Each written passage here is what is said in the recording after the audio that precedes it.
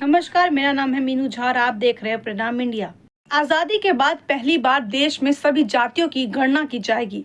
जातिगत जनगणना के फैसला का कांग्रेस नेता राहुल गांधी ने स्वागत किया और फैसले के पक्ष में पूरा समर्थन देने की बात कही। मगर राहुल गांधी ने तेलंगाना के मॉडल को खास और आदर्श क्यों बताया? राहुल गांधी ने जोर देकर कहा है कि देश के सामने दो जाति जनगणना को लेकर दो मॉडल है। एक बिहार का मॉडल है और दूसरा तेलंगाना का मॉडल है, और इन दोनों मॉडल में तेलंगाना का मॉडल आदर्श है, जिसे एक विस्तृत कंसल्टेशन की प्रक्रिया के तहत तैयार किया गया है। उन्होंने कहा है कि तेलंगाना में जनगणना की पद्धति नौकरशाहों ने नहीं बनाई। उन्होंने कहा कि तेलंगाना में जनता के बीच जाकर जातिगत जनगणना पूरी प्रक्रिया पूरी की गई। इसके जरिए सामाजिक और आर्थिक असमानताओं को समझने और नीतियां बनाने में महत्वपूर्ण मदद मिलेगी, जो कि विकास के पैराडाइम के लिए बेहद जरूरी है। इसके अलावा राहुल गांधी आरक्षण की 50% लिमिट को खत्म करने की मांग रखी। बिहार पहला राज्य बना था जिसने जातिगत जनगणना की रिपोर्ट सबसे पहले प्रकाशित की थी। साल 2022 में महागठबंधन की सरकार में जातिगत जनगणना की रिपोर्ट को प्रकाशित की थी, जिसे लेकर विपक्ष को सवाल उठाए थे। मामला अदालत तक पहुंचा था। हाई कोर्ट ने जनगणना के आधार पर आदर्श बढ़ाने का फैसला किया था, उसे रद्द कर दिया गया, जिसके बाद मामला सुप्रीम कोर्ट में है।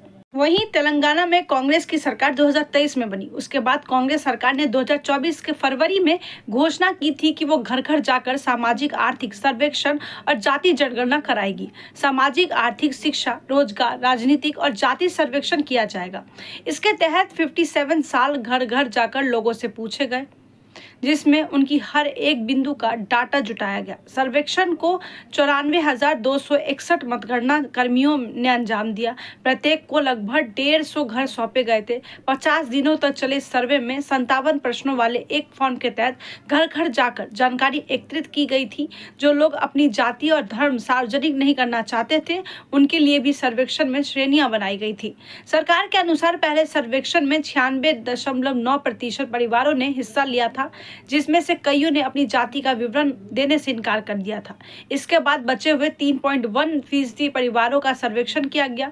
कांग्रेस सरकार मैन्युअल तरीके से सर्वेक्षण कराना चाहती है, जिसमें जनगणनाकर्ता घर घर जाकर विवरण जुटाया। प्रश्नावली का उद्देश्य सामाजिक असमानताओं, शैक्षिक बाधाओं, आर्थिक अवसरों और हाशिए पर पड़े समूहों की जीवन स्थितियों में सुधार लाने के उद्देश्य से बनाई गई सरकार नीतियों की प्रभावशीलता का पता लगाना था।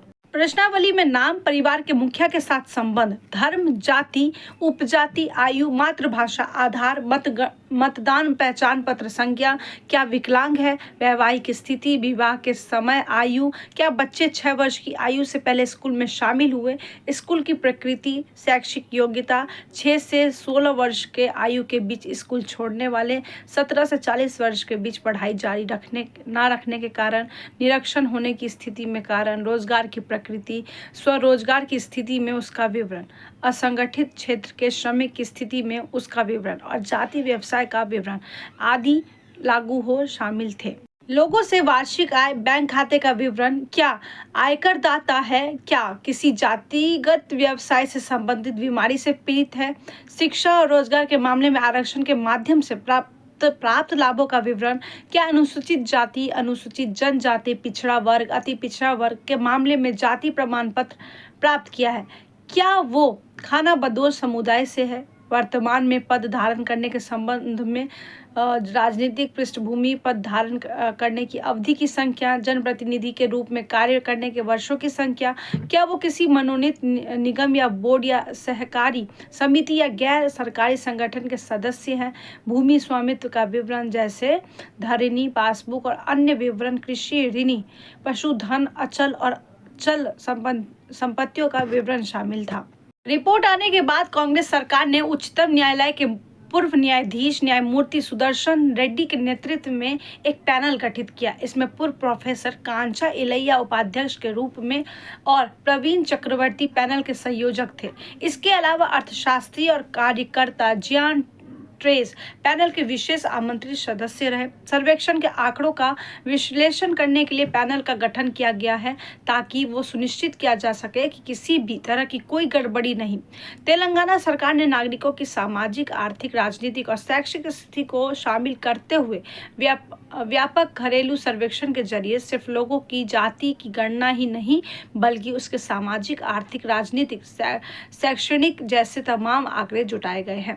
तेलंगाना राज्य ने भी जातिगत जनगणना कराया और रिपोर्ट प्रकाशित हुई। 2025 में तेलंगाना की कांग्रेस सरकार ने जातिगत जनगणना की रिपोर्ट पेश की। सर्वेक्षण में 1.12 करोड़ घरों के 3.5 करोड़ लोगों ने भाग लिया। लगभग 3.1% आबादी ने विभिन्न कारणों से सर्वेक्षण में भाग नहीं लिया और सर्वेक्षण संकलन में उन्हें शामिल नहीं किया गया। सर्वे में माना गया है कि 56.32% आबादी पिछड़ी जातियों की है।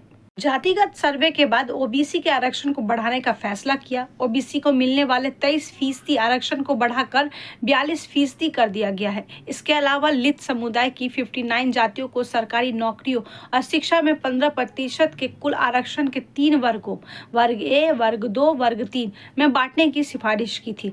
सुप्रीम कोर्ट ने एससी आरक्षण के वर्गीकरण का फैसला पहले दे चुकी है। इसके चलते कांग्रेस की सरकार ने सेवानिवृत्त उच्च न्यायालय न्यायाधीश शमीम अख्तर की अध्यक्षता वाले न्यायिक आयोग का गठन किया गया। इसके बाद ही एससी आरक्षण का वर्गीकरण किया। तेलंगाना में ओबीसी का आरक्षण बढ़ाए जाने के बाद आरक्षण 62% हो रही है और आर्थिक रूप से गरीब सवर्ण जातियों को मिलने वाले 10% आरक्षण को जोड़ देते हैं तो फिर बढ़कर 72% हो रहा है। इसके बाद भी अभी तक कोई चुनौती नहीं दी जा सकी है। इसलिए राहुल गांधी तेलंगाना के मॉडल को सबसे बेहतर बता रहे हैं। अगर आपको हमारा वीडियो पसंद आया हो तो इस चैनल को लाइक, सब्सक्राइब और शेयर करना ना भूलें।